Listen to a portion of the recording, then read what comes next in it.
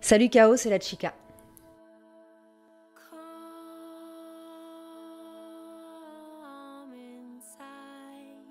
Yo soy la chica. La chica, c'est un projet franco-vénézuélien, car je suis franco-vénézuélienne. C'est un projet de collage de sonorités, de collage de textures, parce que je suis moi-même un collage de culture. Et cette schizophrénie culturelle m'a amenée à avoir une proposition extrêmement hybride, extrêmement chelou, mais extrêmement personnelle dans la musique que je propose. La métamorphose ne s'arrêtera jamais. Je pense que je suis en perpétuelle transformation. En revanche, j'espère que ce sera moins intense que ce que je viens de vivre ces dernières années. C'est bien si ça se calme de temps en temps, qu'on puisse assimiler un petit peu les étapes. Mais c'est vrai que j'ai l'impression que dans ce qu'on fait, quand on fait de la recherche à travers l'art et puis à travers les sons et à travers tout ce que ça peut générer comme émotion, on ne peut pas rester sur place en fait. On est obligé d'arriver à des vérités parfois qui vont ensuite être transformées, d'arriver à des conclusions, se persuader de choses et puis tout ça en fait ça va évoluer à partir des expériences qu'on continue à vivre. Donc non, ça ne s'arrête jamais. Mon rapport au sacré, c'est un rapport au quotidien en fait, c'est un rapport aux choses du quotidien. J'ai beaucoup de rituels en fait dans la vie depuis mon réveil jusqu'au moment de me coucher. Il y a beaucoup de rituels qui interviennent dans ce que je fais, dans mes actions, dans l'énergie que je vais mettre dans certaines actions.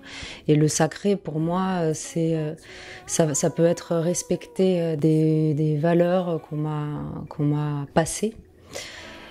Dans ma famille et continuer à en faire quelque chose, continuer à les faire vivre. Le sacré, c'est aussi la connexion que je vais avoir avec ce qui m'entoure, que ce soit la nature comme les humains. Le sacré, pour moi, c'est le respect, en fait. C'est le respect, pas forcément de valeur. Il y a quelque chose de beaucoup plus énergétique, en fait, pour moi. On parle d'énergie, on parle de transfert d'énergie, et il y a des choses qui se respectent. Et pour moi, le sacré, c'est ça. Le sacré, c'est le rapport à l'autre, c'est le rapport à soi, c'est le rapport à son corps. C'est tout ce qu'on fait à partir de ce qu'on nous a donné. Ah, c'est une bonne question, ça. La tristesse, c'est hyper facile parce que je me replonge dans des situations, dans des états vécus et j'arrive à transformer cette émotion justement j'arrive à la montrer, j'arrive à l'interpréter en tout cas. Je me demande si la joie, c'est pas un petit peu plus difficile pour moi. Je peux exprimer les névroses, les peurs, la fragilité, la force. La rage, c'est un truc très important pour moi à exprimer sur scène, la tristesse aussi. Et je pense que la joie, elle arrive quand j'ai déjà lâché toutes ces émotions-là. Quand tout ça s'est déjà transformé, là, ce qui reste, en fait, c'est le feu positif. Et à ce moment-là, je pense que ça peut surgir.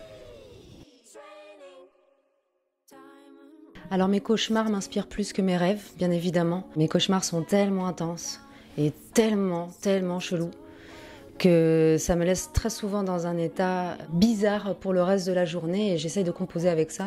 Mais ce qui est encore plus intense pour moi, c'est le fait de rêver de jour, le fait de faire beaucoup de rêves éveillés, des déconnexions de la réalité. Ça me fait atterrir dans des états, et je dis bien atterrir parce que le réveil, il est vraiment violent.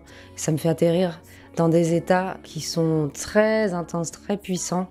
Et c'est cet état-là, c'est cette émotion vraiment bizarre dans laquelle ça me laisse que j'essaye de transformer en musique et que j'essaye de reproduire. J'essaie de reproduire ce mood-là. En fait, ça m'intéresse. Surtout pour pas le laisser à l'intérieur de moi, pour en faire quelque chose, que ça soit transformé et que ça reste pas dans mon cerveau. Alors j'ai sauté en parachute avec un éléphant, donc il avait une partie rude de la vie où tout est lourd en fait, et donc sauter en parachute avec des éléphants c'est extrêmement étrange comme sensation, parce que t'as le parachute effectivement qui t'empêche de tomber, de te fracasser, mais en même temps t'as un éléphant qui est lourd et que tu dois supporter et tu dois faire avec ce truc-là, et la descente elle est interminable. Et j'ai vécu un truc assez similaire avec des dromadaires, des bébés dromadaires qui sautaient du toit de l'immeuble de mes parents à Belleville, et ils sautaient du toit et ils s'écrasaient pas par terre parce que leur bosse faisait un effet de parachute justement. Donc ils sautaient tous ces bébés dromadaires et en fait dès qu'ils commençaient à tomber un peu, l'air arrivait dans leur bosse et leur bosse se transformait en parachute et du coup ils descendaient comme ça, comme des feuilles.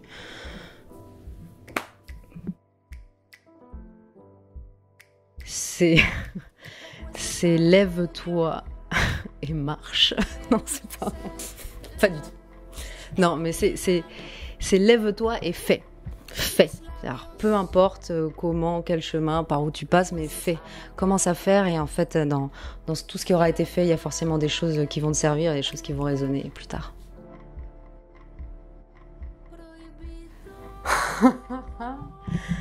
Quand j'avais 5 ans, j'étais un peu chelou déjà.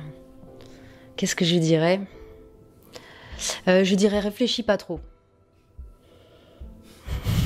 Ça va beaucoup résonner.